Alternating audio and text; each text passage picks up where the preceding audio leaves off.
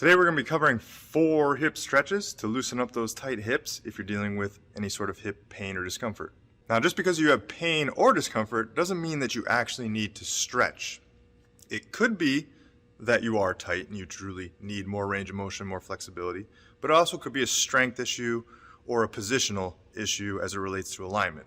So you have to keep those factors in mind as we're discussing today the stiffness side of the equation. Now, I mentioned 4 stretches. Those 4 stretches, we're going to have 2 for internal rotation and 2 for external rotation that we're going to cover today. Now, a simple way to tell if you need more flexibility at your hip is to look at the total arc of your hip flexibility. So how far can you go into external rotation and how far can you go into internal rotation? That total arc of that movement should equal somewhere around 100 degrees. Most people have about 60 degrees of external rotation and about 40 degrees of internal rotation. But you don't necessarily need to use those numbers as a steadfast rule because you'll find varying levels of differences in individuals. That's our individuality and our individual differences between person to person and structure to structure. The bigger thing you have to look at is the total arc of that motion.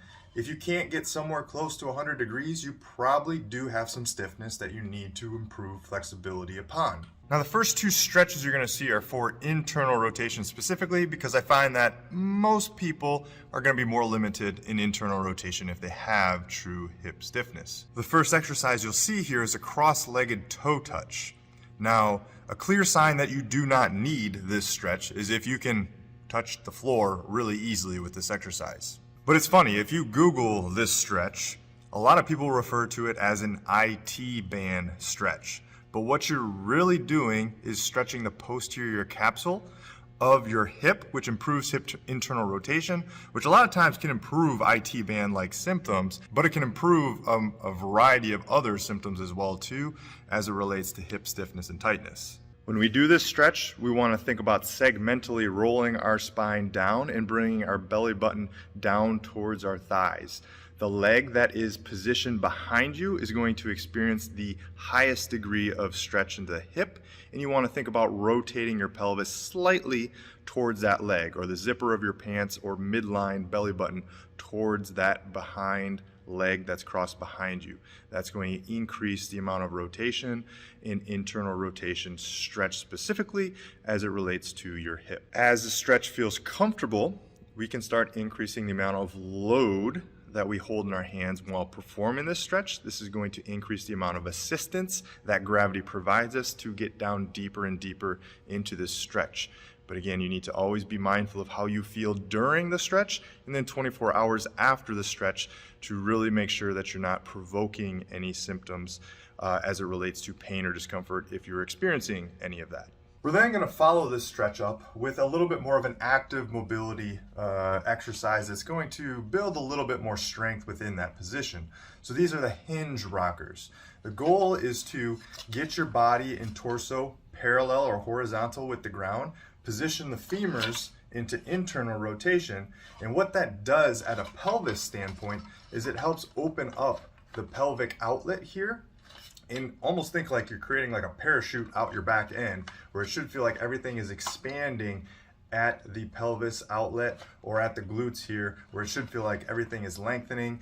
Think about pushing down into a trampoline, how that's going to expand, or again, think parachute out the back end. That's what we're trying to accomplish here to further emphasize the range of motion development of hip internal rotation while also getting a strength stimulus. Help create more time under tension, more load, so we help develop those long-lasting changes that happen over time. But just to be clear, range of motion to be gained into hip internal rotation is not going to be created in 1 week's time, really even 1 month's time. This is a long game, this is a long process. Doesn't necessarily mean your symptoms won't progress faster, but we don't want to force or jam ourselves into any of these ranges of motion because that's when people usually end up in more pain or discomfort progressing a stretching program. And just to be clear, if you're getting any sort of pain or pinching in your hips, that is not something you want to be working through with this exercise. If you want a more detailed tutorial of this exercise, it's called the hinge rocker, and that can be found on our YouTube channel if you search it. Likewise, if you're dealing with any sort of hip pain and discomfort and you'd like a more detailed plan of action for it that involves a daily routine as well as a fitness workout routine that you can do 2 to 4 times a week, then check out our link in the description below and in the comment section, and you can find that hip pain workout, and you can get started with that today, as well as get access to me and a communication line through an app where we can text, ask questions, and you can send video for technique of form evaluation. So there you have it. We went over hip internal rotation. We're going to check out hip external rotation, unconventional stretches right now. Similar thought process here first. We're going to do a stretch first and foremost, then we're going to do a little bit more of a resisted isometric that's going to help solidify some of those changes a little bit faster for us over time. The first stretch here is going to be a modified pigeon pose. I like to just give it a different name completely. I call it the shark tail exercise, just because this has really nothing to do with a pigeon pose itself. It's very different than the actual pigeon stretch. You can still do the pigeon stretch if you would like, but I find that most people put an unnecessary amount of torque on their knee by trying to bring their foot up too high or too aggressively rotate their femur into hip external rotation. So instead of more aggressively stretching our knee this way into external rotation, what we're going to do is use a more modest angle here and then rotate our pelvis over top of that fixed femur to get that stretch in the backside of the glute.